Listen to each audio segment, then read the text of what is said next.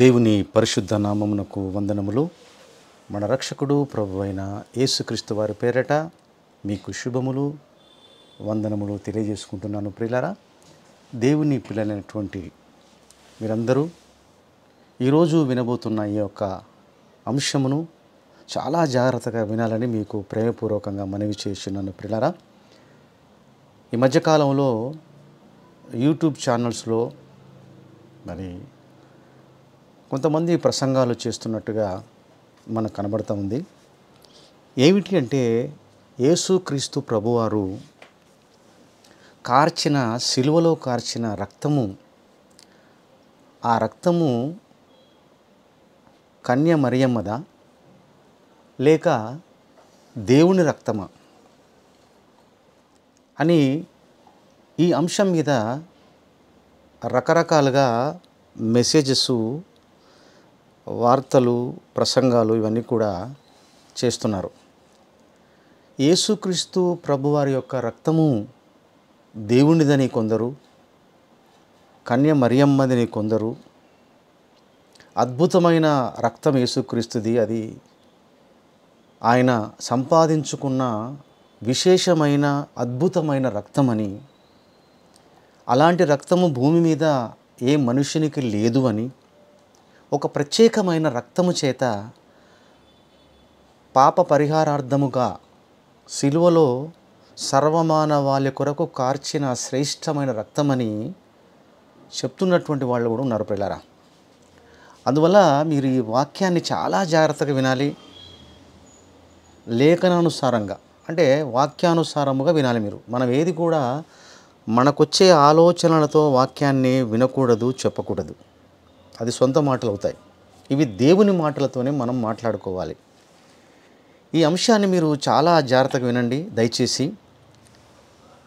ఎవరైనా కొత్తగా వింటున్న వాళ్ళైతే దయచేసి మీరు సబ్స్క్రైబ్ చేసుకోండి, ఇతరులకు షేర్ చేయండి. ఎందుకంటే ఇలాంటి విలువైన వాక్యాలు దొరకట అరుదు ప్రియులారా. కనుక మీరు కూడా దేవుని సేవలో, సువార్త సేవలో పాలుభాగస్తులు కావటానికి ఇదొక సబ్స్క్రైబ్ అవుతుంది. కనుక దయచేసి సబ్స్క్రైబ్ చేసుకోండి, ఇతరులకు షేర్ చేయండి ప్రియులారా. ప్రియమైనటువంటి దేవుని పిల్లలారా, ఒక లేఖనాన్ని మనం చూద్దాం. దేవుని యొక్క పరిశుద్ధ గ్రంథములో, వాక్యములో, బైబిల్లో ఉన్నటువంటి చూద్దాం. ఒక వచనాన్ని చూస్తే మీరు ఆలోచన పడతారు. ఇప్పుడు అపోస్తల కార్యాలు 20 అధ్యాయము 28వ వచనాన్ని చూద్దామండి. మనం జాగ్రత్తగా చూడండి. నేను చదువుతాను. దేవుడు తన స్వరక్తమిచ్చి సంపాదించిన తన సంఘమును కాయుటకు పరిశుద్ధాత్మ మిమ్మును దేనియందు అధ్యక్షులుగా ఉంచెనో ఆ యావత్తు మందను గూర్చి మీ మట్టుకు మిమ్మును గూర్చి జాగ్రత్తగా ఉండుడి అని మరి అపోస్తులకు కార్యములలో మనకు చక్కగా 20 అధ్యాయము 28వ వచనములో మనకు కనబడుతూ ఉంది ప్రియులారా. ఇక్కడ ఆలోచిస్తే చాలా క్లియర్గా ఉంది. దేవుడు తన స్వరక్తమిచ్చి సంపాదించిన సంఘము అంటున్నాడు. ఇక్కడ దేవుడు అనే దగ్గర ఫుట్ నోట్ చిన్న నంబర్ వేసింది, 4 నంబర్. బైబిల్లో చూడండి మీరు, దేవుడు అనే దగ్గర చిన్న నంబర్, దాన్ని ఫుట్ నోట్ అంటారు. అంటే కింద మూల భాషలో రాసి ఉంటుంది. ఏమిటంటే ప్రభువు అని అర్థం. ఆ ప్రభువు కూడా ఎలా ఉందంటే చిన్న ప్రభు ఉంది. చిన్న ప్రభు వేరు, పెద్ద ప్రభు వేరు. పెద్ద ప్రభు అంటే దేవుడైన తండ్రి అయిన దేవుడు, చిన్న ప్రభు అంటే యేసుక్రీస్తు అని బైబిల్లో మనకు కనబడతాం. అప్పుడప్పుడు ఇద్దరు ప్రభువులు కనబడుతూ ఉంటారు మనకు. బోల్డ్ లెటర్లో ఒక ప్రభువు, చిన్న అక్షరాలతో ప్రభు ఉంటాడు. మీకు అలాంటిది కావాలి అంటే కూడా మనకు అది కూడా బైబిల్లో ఉంది ప్రియులారా. అది కూడా మనము జాగ్రత్తగా ఆలోచిస్తే బైబిల్లో విశేషమైన సంగతులు మనకు వ్రాయబడి ఉంటాయి ప్రియులారా. అపోస్తుల కార్యములు 2వ అధ్యాయము 34-35 వచనాలు చదువుతాను. ఇది కూడా మీకు అర్థమవుతుంది కనుక దయచేసి గమనించవలసిందిగా మీకు మనవి చేస్తున్నాను ప్రేమపూర్వకంగా.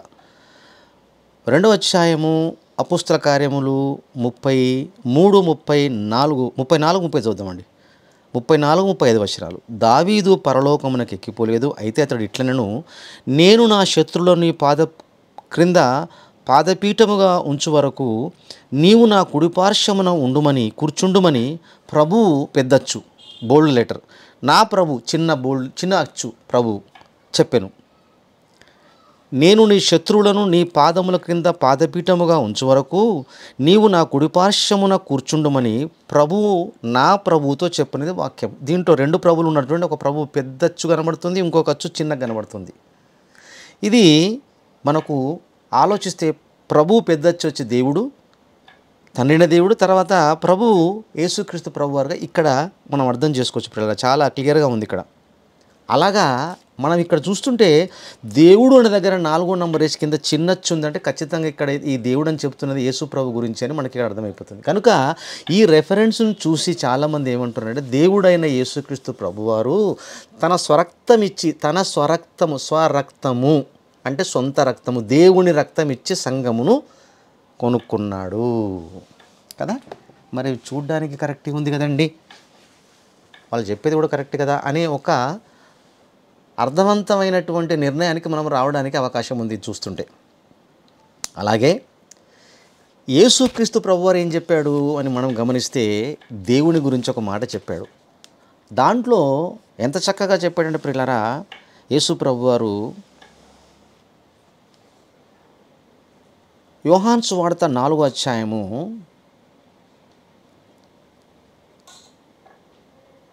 24వ వచనంలో చెప్తున్నాడు యేసుప్రభువు వారు సమరయ స్త్రీతో, దేవుడు ఆత్మ గనుక ఆయనను ఆరాధించువారు ఆత్మతోనూ సత్యముతోనూ ఆరాధింపవాలని ఇక్కడ చెప్తున్నాడు. ఆత్మ దేవుడనే యేసుప్రభువు చెప్పినప్పుడు ఆత్మకు రక్త మాంసాలు ఉండవు. దేవదూతలు సేవకులైన ఆత్మలను బైబిల్లో ఉంది. దేవదూతలు ఆత్మలు, వాళ్ళకు రక్త మాంసాలు లేవు. దేవునికి రక్త మాంసాలు లేవు. యేసుక్రీస్తు ప్రభువారు పరలోకంలో ఉన్నప్పుడు రక్త మాంసాలు లేవు. భూమి మీదకి వచ్చిన తర్వాత నరావతారిగా శరీరాన్ని ధరించుకున్న తర్వాత రక్త మాంసాలు వచ్చాయి. మరి యేసు ప్రభు ధరించుకున్న ఆ రక్తము మాంసములు ఎవరివి అంటే మరియమ్మవి అనిపిస్తున్నాయి మనకు. ఎందుకంటే మరియమ్మ కన్యమర్య గర్భాన ఆయన పుట్టినందువలన ఆ శరీరమును ఆయన ధరించుకున్నాడు. అవునా కాదు? ఒకసారి ఆలోచించండి మీరు. అలాంటప్పుడు రక్తము వేరు, శరీరము మరియమ్మదా? ఒకవేళ అలా ఆలోచిస్తే యేసు ప్రభువారు శరీర సంబంధంగా భూమి మీద మానవ శరీరాన్ని ధరించుకున్న అవసరం లేకపోతే యేసు ప్రభు అంటాడు, ఈ రాళ్ళ వలన దేవుడు అబ్రహామునకు పిల్లలు కనించగలడు అంటాడు. అంటే దేవునికి సాధ్యము, రాళ్ళ వలన పిల్లలు కలుగుతారు అంటాడు, పుట్టించగలడు దేవుడు అంటాడు యేసుక్రీస్తు. అంటే దేవునికి అసాధ్యం అంటే అలాంటప్పుడు యేసు ప్రభువారు కన్యమన్య గర్భాన పుట్టడం ఏంటి?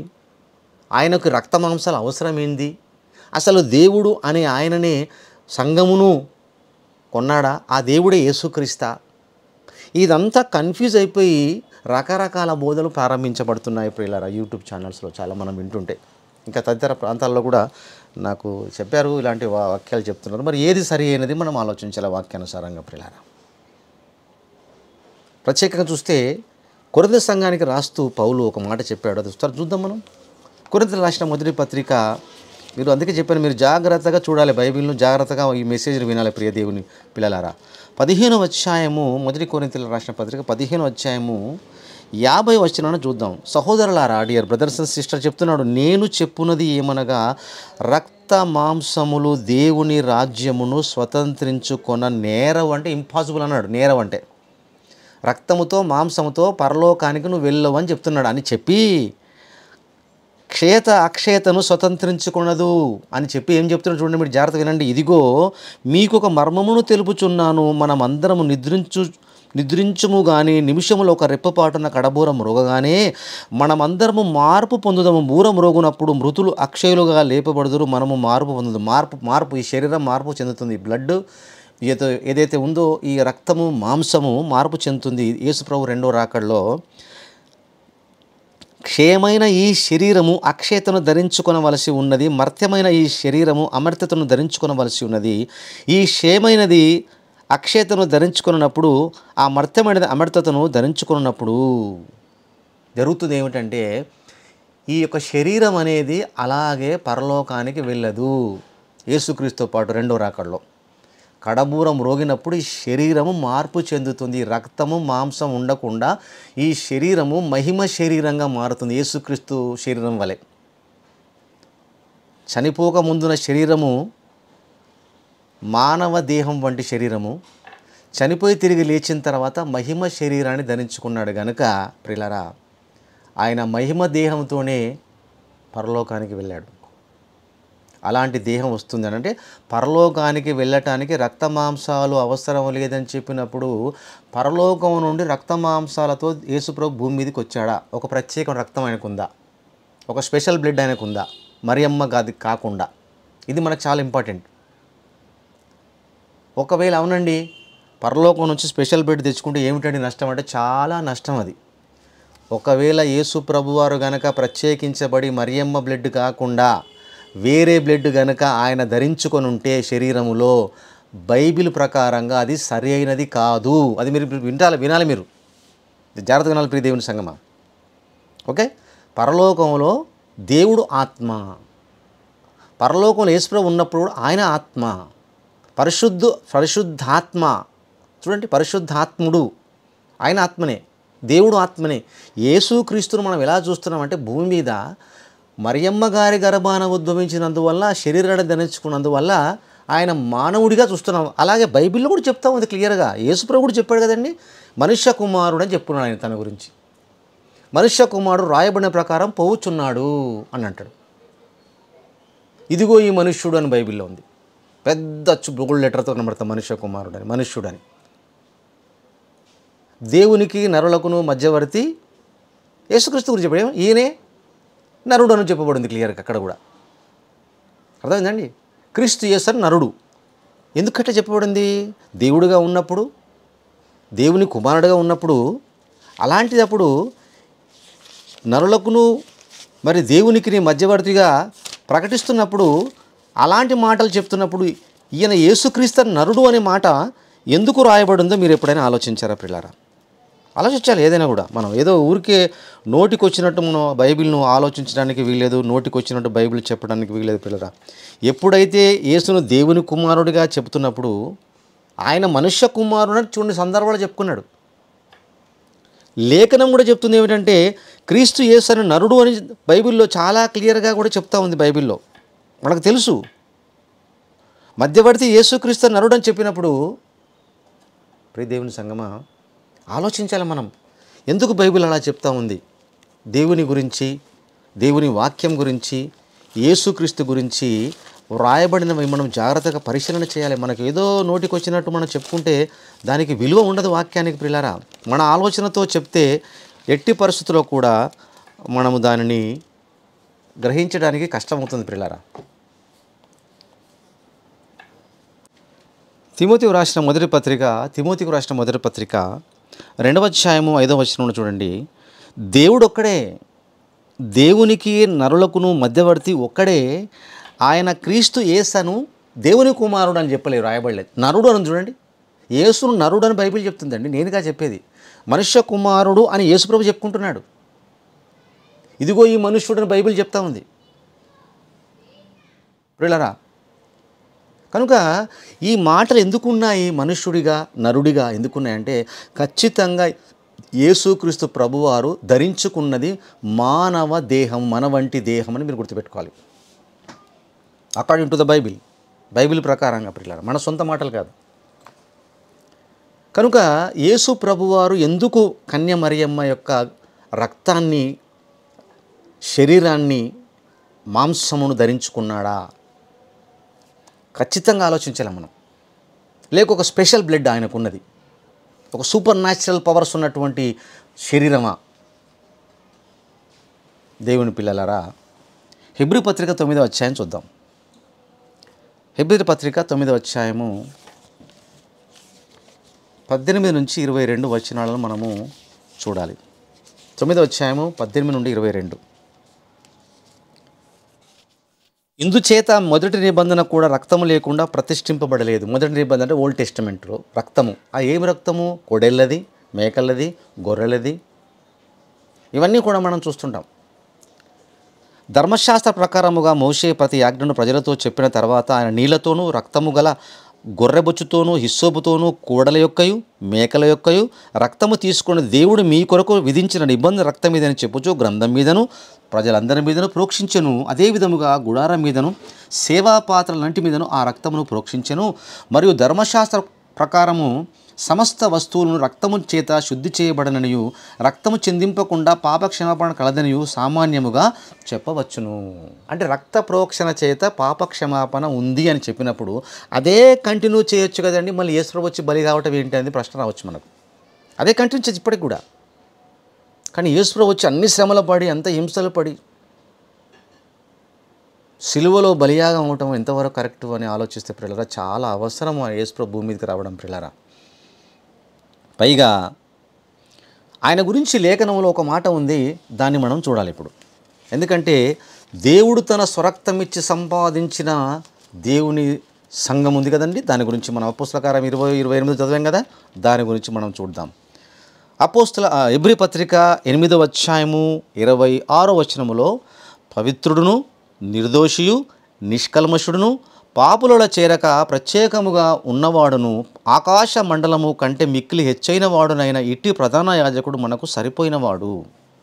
అంటే పవిత్రుడును నిర్దోషి నిష్కల్మషుడు అంటే అలాంటి వాడు భూమి మీద ఎవరు లేరు, ప్రత్యేకంగా యేసు ఒక్కడే ఉన్నాడు కనుక ఆయన దేవుడు, ఆయననే తన స్వరక్తం ఇచ్చాడు. అది మరియమ్మ రక్తము కాదు అనేది కూడా ఈ రెఫరెన్స్ని బట్టి కూడా వాళ్ళు చెప్తున్నారు పిల్లలు కొంతమంది. పిల్లరా మనము చాలా జాగ్రత్తగా ఆలోచించాలి. బైబిల్ను అంత సింపుల్గా దానిని ఏదో కథల పుస్తకముగానో ఒక నవలగానో ఏదో పుస్తకం మనిషి రాసిన దానిలాగా ఆలోచించడానికి వీల్లేదు. చాలా ఆలోచించి మనము వాక్యాన్ని గైకొనాలి దేవుని పిల్లలారా. ఇక్కడ ఒకటి మీరు గమనించండి, నిర్దోషము అని చెప్తున్నప్పుడు మీరు ఒకటి ఆలోచించండి ప్రియులారా.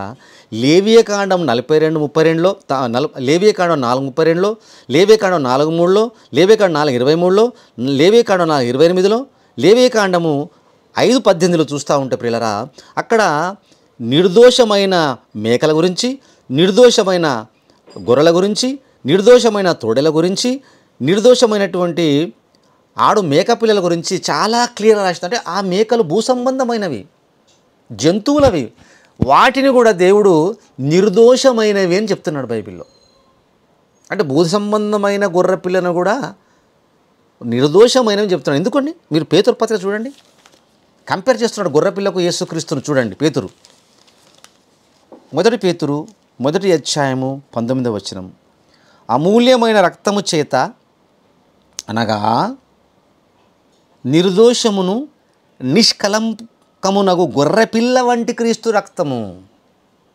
ఇప్పుడు దేని కంపేర్ చేస్తున్నాడు? భూ సంబంధమైన గొర్రెకు యేసుక్రీస్తును కంపేర్ చేస్తున్నాడు, సంబోధించి చెప్తున్నాడు. చూడండి ఎంత క్లియర్గా ఇక్కడ క్రీస్తును గొర్రెపిల్లకు కంపేర్ చేసి సంబోధించి చెప్తున్నాడు. ఇక్కడ అమూల్యమైన రక్తము చేత అనగా నిర్దోషమును నిష్కలంకమునగు గొర్రెపిల్ల వంటి క్రీస్తు రక్తము చేత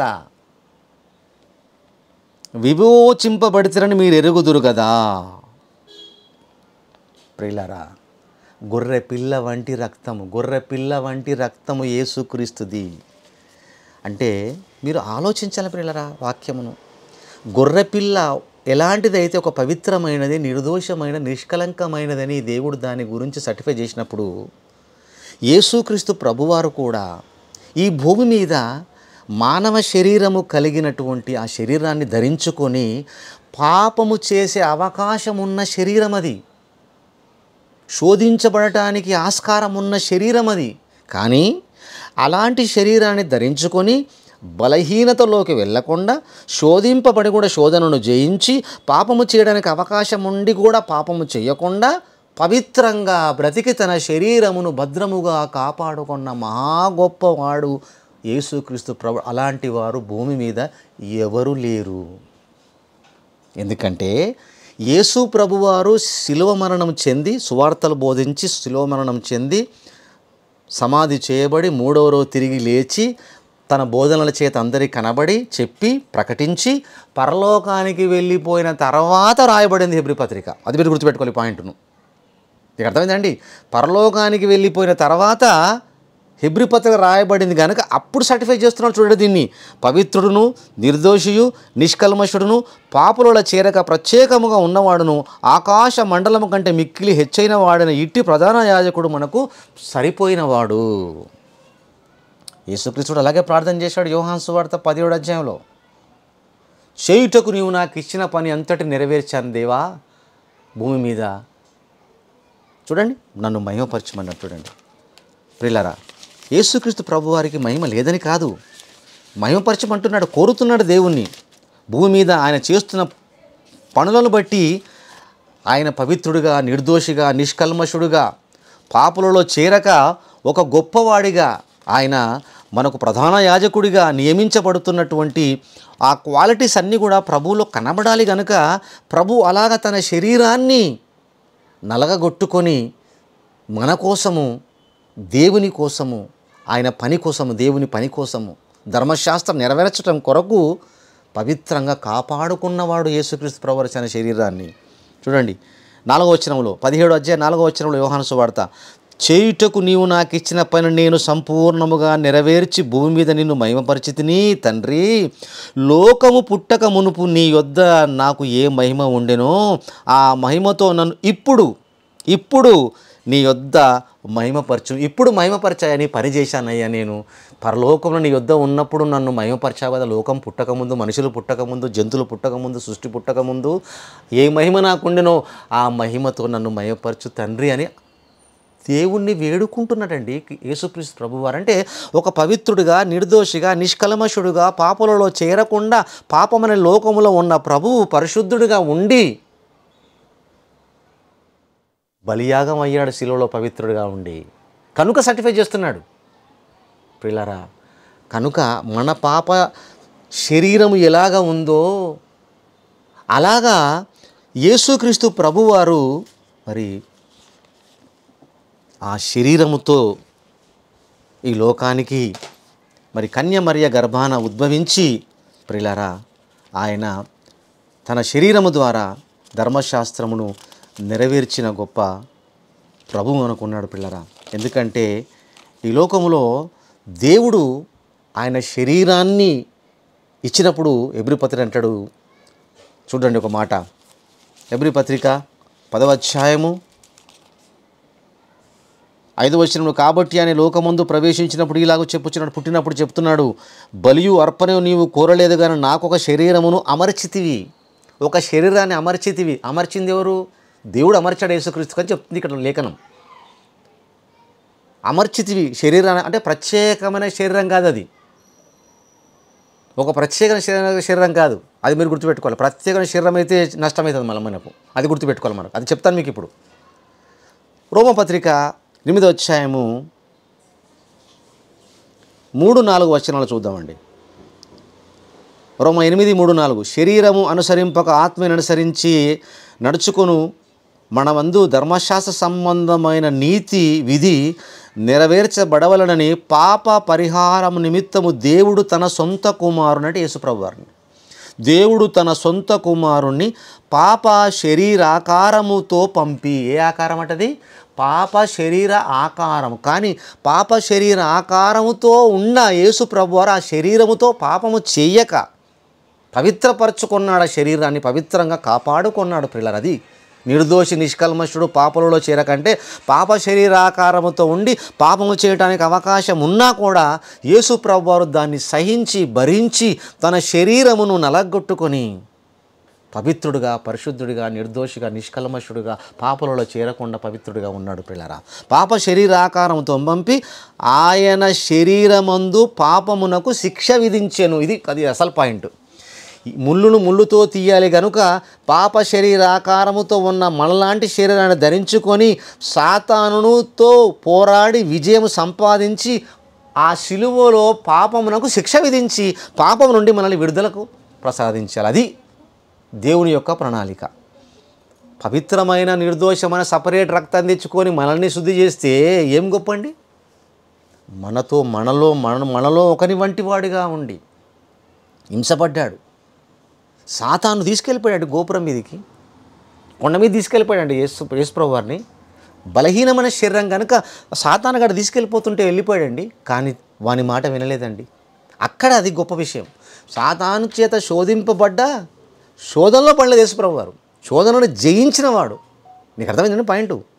ఇకపోతే ప్రియులారా, దేవుడు తన స్వరక్తమిచ్చి సంపాదించిన అనే మాటను మనం చూడాలి. ఇప్పుడు అది చూస్తే మీకు అర్థమవుతుంది. 20వ అధ్యాయము. దేవుడు తన స్వరక్తమిచ్చి సంపాదించిన తన సంఘమును కాయుటకు పరిశుద్ధాత్మ మిమ్మల్ని దేని యందు అధ్యక్షులుగా ఉంచును యావత్ మందును గూర్చి మీ మట్టుకు మిమ్మల్ని గూర్చి జాగ్రత్తగా ఉండు. అంటే దేవుడు ఆత్మ అని చెప్పి బైబిల్లో యేసుప్రభు మళ్ళీ ఇక్కడ అపోస్తల కార్యాలలో చూస్తుంటే దేవుడికి రక్తం ఉన్నట్టుగా ఉంది. అది ఎంతవరకు కరెక్ట్ అని ఆలోచిస్తున్నారా? బైబిల్ తర్జుమాలు చేస్తున్నప్పుడు మరి కొన్ని సందర్భాలలో ఆ తర్జుమాలలో కొన్ని మరి సరిగా చేయలేకపోయారు పిల్లరా. మనం ఆలోచిస్తే ఇప్పుడు ఈ వాక్యానికి సరి అయినటువంటి అర్థం ఎక్కడుందంటే పిల్లరా, మీరు ఓల్డ్ కింగ్ జేమ్స్ వర్షన్ మనం పరిశీలన చేయాలి. మీరు దేవుని సంగమా పిల్లరా, ఓల్డ్ కింగ్ జేమ్స్ వర్షన్ మీరు గ్రీకు బైబిల్ కనుక పరిశీలన చేస్తే ఎలా ఉందో చదువుతాను, వినండి మీరు, జాగ్రత్తగా వినండి. మీరు తర్జుమ ఎలా చేశారో బైబిల్ని చూడండి.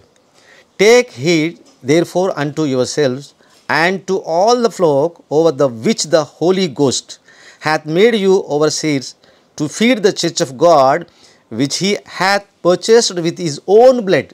అంటే తెలుగులో దీని అర్థం ఏమిటంటే ఎంత క్లియర్గా ఉందో మీరు చూడండి. కావున తన స్వరక్తముతో కొనుక్కున్న దేవుని సంఘమును పోషించుటకు పరిశుద్ధాత్మ మిమ్మును పై విచారణకర్తలుగా నియమించిన మందలన్నిటిని గూర్చి మిమ్మును గూర్చియు మందను గూర్చియు జాగ్రత్తగా ఉండు అని చెప్తున్నాడు. కావున తన స్వరక్తము చే కొనుక్కున్న దేవుని సంఘమును కాయుటకు. అర్థమైందండి మీకు? తన స్వరక్తం ఇచ్చి దేవుని సంఘమును కాయుటకు యేసు ప్రభు వారు తన స్వరక్తం ఇచ్చి దేవుని సంఘమును మరి కొనుక్కొని పరిశుద్ధాత్మ చేత పై విచారణకర్తగా నియమించిన మందలన్నిటిని గురించి మిమ్మును గూర్చియు మందను గూర్చియు జాగ్రత్తగా ఉండుడని సంఘానికి హెచ్చరిస్తున్నాడు పిల్లరా అపోస్తల కార్యములో. ఇక్కడ చెప్తున్నది దేవుని సంఘమునని చెప్తున్నాడు. ఇది మార్పు ఎలా జరిగిపోయిందంటే దేవుడు తన స్వరక్తం ఇచ్చి సంపాదించినది. అయినా కూడా ఇక్కడ ఫుట్ నోట్లో నంబర్ 4 కింద ఇచ్చాడు చూడండి. అనేక ప్రాచీన ప్రతులలో ప్రభు అని అనేక ప్రాచీన అంటే ప్రాచీన పత్రులు పాతలో కొన్ని ఉన్నాయి, అనేక వాటిలో ఉందిలాగా అని చెప్తున్నాడు కింద ప్రభు అని ఉందని. అంటే యేసు ప్రభు వారు అంటే యేసు ప్రభు తన స్వరక్తమే సంపాదించిన దేవుని సంఘమును పోషించుటకు పరిశుద్ధాత్మ మిమ్మును పై విచారణకర్తలుగా నియమించిన మందలన్నిటిని గుర్చియు మిమ్మును గుర్చియు మందను గుర్చు జాగ్రత్తగా ఉండుడి అని చెప్తుంది. ఇది లేఖన భాగం అండి. అర్థమైందండి మీకు? కనుక ఇది కరెక్ట్గా సరిపోతుంది వాక్యాన్ని. దేవుని సంఘమును కాయుటకు తన స్వరక్తాన్ని ఇచ్చి యేసుక్రీస్తు ప్రభువారు సంఘమును కొనుక్కున్నాడు అని చాలా క్లియర్గా అర్థమవుతుంది ప్రియులారా. మనం ఏదైనా కూడా బైబిల్ను చాలా లోతుగా ఆలోచించాలి. అంత ఈజీగా మనము కొన్ని సందర్భాల్లో మనము మరి తప్పుగా బైబిల్ను అర్థం చేసుకోవద్దు ప్రియులారా. మార్పులు జరిగాయి. చాలా ప్రాచీన ప్రతులను తీసుకొని మరి బైబిల్ను వాళ్ళు ప్రింట్ చేశారు ప్రియులారా. ఎందుకంటే దేవుని సంఘమా, సత్యమును గూర్చి మనం ఆలోచించాలి ఏదైనా కూడా. ఎందుకంటే బైబిల్ తప్పు కాదు, బైబిల్ కరెక్ట్గా ఉంటుంది. అందుకే చెప్పాను మీకు, దేవుడు ఆత్మ అన్నప్పుడు దేవుడు రక్తం ఇస్తాడా అంటే దేవునికి రక్తం ఉండదు, మాంసం ఉండదు. అలాగే పరలోకానికి వెళ్ళాలంటే రక్తము మాంసంతో పరలోకానికి వెళ్ళలేము. ఒక గ్రహానికి వెళ్ళాలంటే, ఒక చంద్రమండలానికి వెళ్ళాలంటే ప్రియులారా, ఆస్ట్రోనాట్స్ ఓమెగాములు ఒక సపరేట్ సూట్ వేసుకుంటారు. ఈ శరీరంతో వెళ్ళటానికి వీల్లేదు, వాళ్ళు బ్రతకలేరు, చనిపోతారు సగం దూరం పోగానే. దానికి సపరేట్ సూట్ ఉంటుంది, ఒక డ్రెస్ ఉంటుంది. ఆ సూట్ వేసుకొని ఆస్ట్రోనాట్స్ ఓమెగాములు ఆ సూట్ వేసుకొని వెళ్తే కానీ వేరే గ్రహానికి వెళ్ళలేరు ప్రియులారా. అలాంటిది అంతరిక్షంలోకి వెళ్ళలేరు ప్రియులారా. పరలోకానికి వెళ్ళాలంటే ఏం కావాలి నీకు? మహిమ దేహం కావాలి. ఈ రక్తంతో మాంసంతో వెళ్ళలేము. కనుక ఇక్కడ కన్య మరియమ్మ యొక్క రక్తమును ధరించుకున్నాడా యేసుక్రీస్తు ప్రభువారు? ఆ రక్తమే ఆ శరీరమే ఉందా అని తెలుసుకోవడానికి చాలా క్లియర్గా మనకు హెబ్రీ పత్రికలో దొరుకుతుంది. ఆ వాక్యాన్ని మనం చూద్దాం పిల్లరా. హెబ్రీ పత్రిక 9వ అధ్యాయము, హెబ్రీ పత్రిక 9వ అధ్యాయం పిల్లరా.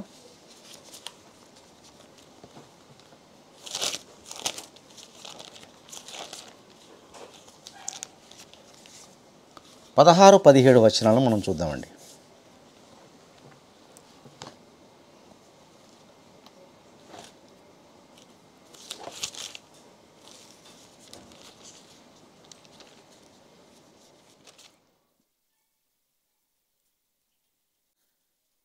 హెబ్రీ పత్రిక 9వ అధ్యాయము 16, 17 వచనాన్ని జాగ్రత్తగా చూడండి మీరు. మరియమ్మ శరీరాన్ని అంటే ఆమె యొక్క మాంసమును ఆమె రక్తమును ధరించుకున్నాడా లేదా అనటానికి మీరు జాగ్రత్తగా చూడండి. 16, 17 వచనంలో మరణ శాసనం ఎక్కడ ఉండునో అక్కడ మరణ శాసనం రాసిన వాని మరణము అవశ్యం. మరణ శాసనం రాసింది యేసుక్రీస్తు ప్రభువారు. ఆయన మరణము అవశ్యము. ఆ శాసనము వ్రాసినవాడు మరణము పొందితేనే అది చెల్లును. అది వ్రాసినవాడు జీవించుచుండగా అది ఎప్పుడైనను చెల్లునా? మరణిస్తేనే ఆ శాసనము చెల్లుతుంది. అంటే యేసు ప్రభువారైతే మరణ శాసనాన్ని రాశాడో భూమి మీద ఆదాము వల్ల చేసిన పాపానికి, ఆ శాసనం ఆయన రాసినప్పుడు ఆయన మరణించాలి. దేవునికి మరణం ఉంటుందండి? ఉండదు. మరణం లేనివాడు దేవుడు. మరి మరణించాలంటే యేసు ప్రభువారు ఖచ్చితంగా శరీరం అవసరం. మరణించేది ఏది? భూమి మీద ఉన్న శరీరము, ఆ రక్తం ఏదైతే ఈ శరీరం ఉందో పాప శరీరమే చనిపోతుంది. పవిత్ర శరీరం పరిశుద్ధ దానికి సావు ఉండదు, మరి మరణం ఉండదు. పండు తినకముందు ఆదాము వల్ల పవిత్రమైన శరీరం కనుక వారు మరణం లేదు. జాగ్రత్త వినాలి మీరు. పండు తిన్న తర్వాత ఆ శరీరంలోకి మరణం వచ్చింది కనుక ప్రపంచంలో అందరికీ మరణం వచ్చినాక బైబిల్లో ఉంది. మళ్ళీ ఇంకా రెఫరెన్స్ అని చూపెట్టా మీకు తెలుసు అదంతా కూడా. కనుక ఆ శరీరాన్ని ధరించుకోవాలంటే ఆ శరీరం ఏ శరీరం? అది పాప శరీరాకారం. అందుకే పాప శరీరాకారంగా ఉండి మరణమునకు శిక్ష వేశాడని క్లియర్గా ఉంది. కనుక ఆ శరీరాన్ని ధరించుకోవాలి. కనుక ఖచ్చితంగా ఆ శరీరముతోనే సిలువలో బలియాగమై మనల్ని పవిత్రంగా చెయ్యాలంటే ఆయన పాపము చెయ్యకుండా పాప శరీరాకారంతో ఉన్న దేహాన్ని యేసు ప్రభువారు మరి పాపము చేయకుండా కాపాడుకొని పవిత్రంగా పరిశుద్ధంగా ఉండి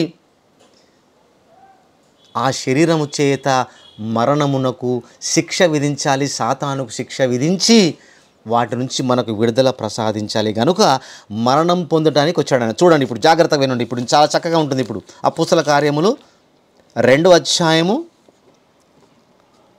14, 15 వచనాలు చూడండి ఎంత క్లియర్గా ఉంటుందో. మరియమ్మ గారి యొక్క రక్తమును ఆయన శరీరమును ధరించుకున్నట్టుగా చాలా క్లియర్గా ఉంది. కాబట్టి ఆ పిల్లలు రక్త మాంసములు గరవాలైనందున ఆ ప్రకారమే మరణము యొక్క బలము గలవాణిని అనగా అపవాదిని మరణము ద్వారా నశింపజేయుటకు జీవితకాలమంతయు మరణ భయము చేత దాస్యములకు లోబడిన వారంటే మనల్ని విడిపించుటకు ఆయన కూడా రక్త మాంసములలో పాలివాడాయను. రక్త మాంసాలు ఎక్కడ ఉంటాయి? భూమి మీద ఉంటాయి. పరలోకంలో ఉండే రక్త మాంసాలు. కనుక మనల్ని పాపము నుంచి విడుదల చేయడానికి యేసుక్రీస్తు ప్రభువారికి రక్త మాంసాలు అవసరం. కనుక సాతాను నుంచి విడుదల ప్రసాదించడానికి, మరణమును అనే సాతానును శిక్ష విధించడానికి ఆ రక్త మాంసాలు ఎవరి దగ్గర ఉన్నాయంటే భూమి మీద ఉన్నటువంటి వాళ్ళలో కన్య మరియమ్మ గారిని దేవుడు సెలెక్ట్ చేశాడు. ఆమె యొక్క మంచితనము, భక్తి, పవిత్రతను చూసి ఆమె ద్వారా ప్రవచనానుసారముగా యేసు ప్రభువారు ఆత్మగా ఉన్న పరలోకంలో ఉన్న ప్రభువు ఆమె ద్వారా అద్భుతము ద్వారా కన్య మరియ శరీరములో ఉన్నటువంటి రక్తమును ఆ శరీరాన్ని ధరించుకొని ఈ భూమి మీదకి వచ్చాడు. చూడండి యోహాను సువార్త 1వ అధ్యాయము.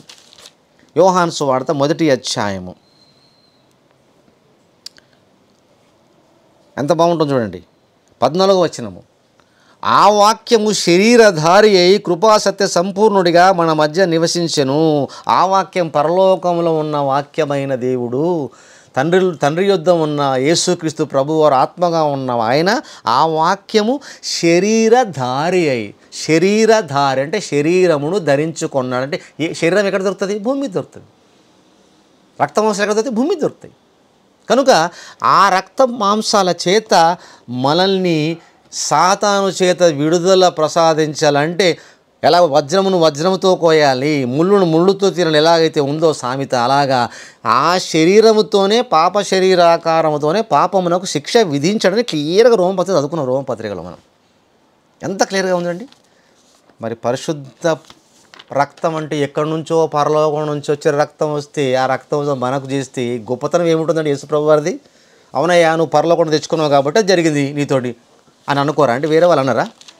అంటారు. మరి నీవు ఈ శరీరముతోనే ఉండి, అందుకే చెప్పాడు మనల్ని కూడా యేసు అదే చెప్పాడు, ఏమంటే నీ శరీరముతోనే నువ్వు ఉండి ఆ శరీరముతో పాపం చేయకుండా ఆ శరీరాన్ని పవిత్రపరచుకొని సత్క్రియలు చేస్తే నీకు పరలోకం ఇస్తానడు పిల్లరా. అర్థమైందండి? యేసు ప్రభువారు చెప్పింది అదే పోదా, నీతిగా బ్రతకమన్నాడు శరీరంతో పిల్లరా. అందుకే అంటాడు రోమపత్రిక 12 అధ్యాయంలో, కాబట్టి సహోదరులారా, మొదటి వచనము, రోమపత్రిక 12 మొదటి వచనం, కాబట్టి సహోదరుల పరిశుద్ధమును దేవునికి అనుకూలమునైన సజీవ యాగముగా మీ శరీరములను ఆయనకు సమర్పించుకొనుడు. యేసుక్రీస్తులాగా ఈ శరీరాన్ని ఏమలేదు, పరిశుద్ధమును దేవునికి అనుకూలమైన సజీవ యాగముగా మీ శరీరములను ఆయనకు సమర్పించుకున్న దేవుని వాత్సలను బట్టి మిమ్మల్ని బతిమాలు కొనుచున్నాను, ఇట్టి సేవ మీకు యుక్తమైనది. పౌలు అన్నాడు, ఏమన్నాడు పౌలు? నేను క్రీస్తును పోలి నడుచుకుంటున్నాను అన్నాడు, అందుకు నన్ను పోలి మీరు నడుచుకోమన్నాడు. శరీరాన్ని నలగొట్టుకొని దాన్ని లోబరుచుకున్నానన్నాడు పౌలు గారు. ప్రియులారా, అది యేసుక్రీస్తును చూసి నేర్చుకున్నాడు. ఈ శరీరం, మన శరీరాన్ని కూడా భూసంబంధమైనవి.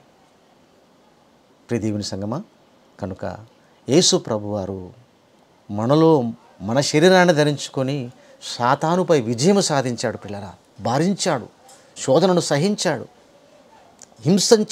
హింసించబడ్డాడు, బాధలు అనుభవించాడు, తిరస్కారాలు, అవమానాలు, కొరడా దెబ్బలు, ఉమ్మివేతలు, ఇవన్నీ ఈ పాప శరీరాకారం మీద భరించి సాతానుపై విజయం సాధించాడు. పిల్లరా, అందుకే ఆయన గొప్పవాడయ్యాడు. నిర్దోషియు, నిష్కల్మషుడు, పాపలలో చేరక పవిత్రుడును. ఆయన ఎప్పటికీ నీతిమంతుడే, ఎప్పటికీ నిర్దోషే, ఎప్పటి నిష్కల్మషుడే. పిల్లరా, పాపలలో చేరనివాడు. అందుకే అంటాడు, నాలో పాపం ఉందని ఎవడు స్థాపిస్తాడో నిరూపిస్తాడో అని సవాల్ చేశాడు పిల్లలు యేసుక్రీస్తు ప్రభువారు. దేవుని స్తోత్రం కలుగును గాక. కనుక ఇలాంటి యేసు ప్రభువారిని మనం కలిగి ఉండుట నిజంగా ఎంతో ఆశీర్వాదకరం పిల్లరా. అందుకే ఆయన నీతిమంతుడని, వాక్యమైన దేవునిగా పరలోకం నుంచి దిగి వచ్చి ఆయన మనలో ఒకని వంటి వాడిగా ఉండి ఒక మనుష్య కుమారుడిగా పిలువబడి, నరుడిగా పిలువబడి, ఆయన నామమునే తప్ప ఏ నామములో రక్షణ లేదని ఆ గొప్ప అద్భుతమైనటువంటి మాటను లేఖన భాగములో మనకు అనుగ్రహించి ప్రభువు నమ్మడానికి ఇచ్చినటువంటి గొప్ప కృపను బట్టి దేవునికి స్తోత్రాలు చెల్లించుకుంటూ మరి తలలు వస్తే ప్రార్థన చేస్తాను. పిల్లలు అందరూ దయచేసి తలలు వంచవలసిందిగా మనవి చేస్తున్నాను. పరిశుద్ధమైన తండ్రి, మహోన్నతుడైన దేవ, మీకు స్తోత్రాలు చెల్లించుకుంటున్నాము. నాయన, యేసుక్రీస్తు ప్రభువారు ధరించుకున్న శరీరము, రక్తము, వాటిని గూర్చి మేము ఎంతో చక్కగా మీ వాక్యములో తెలుసుకున్నాం. మీకు స్తోత్రాలు చెల్లించుకుంటున్నాం. మీ బిడ్డలు ఎంతో చక్కగా ఓపికతో విన్నారు వాక్యమును. మీకు స్తోత్రములు నాయన. ఇలాంటి ఎన్నో అద్భుతమైనటువంటి లోతైన వాక్యాలు తెలుసుకొని ఆశీర్వదించబడి విశ్వాసములో ఎదుగుటకు, విశ్వాసంలో స్థిరపరచుటకు నీ బిడ్డని దీవించి ఆశీర్వదించమని ఈ ప్రార్థన మీ ప్రియ కుమారుడు మా రక్షకుడనైన యేసుక్రీస్తు పరిశుద్ధ నామమున ప్రార్థించి మిక్కిలి వినయంతో వేడుకొంచున్నాము తండ్రి. ఆమేన్. తండ్రి అయిన దేవుని ప్రేమ, ఆయన కుమారుడైన యేసుక్రీస్తు కృప, పరిశుద్ధాత్మని యొక్క అన్యోన్య సహవాసము మనందరికి ఇప్పుడు ఎల్లప్పుడూ సదాకాలం తోడేండి నడిపించునుగాక. ఆమేన్.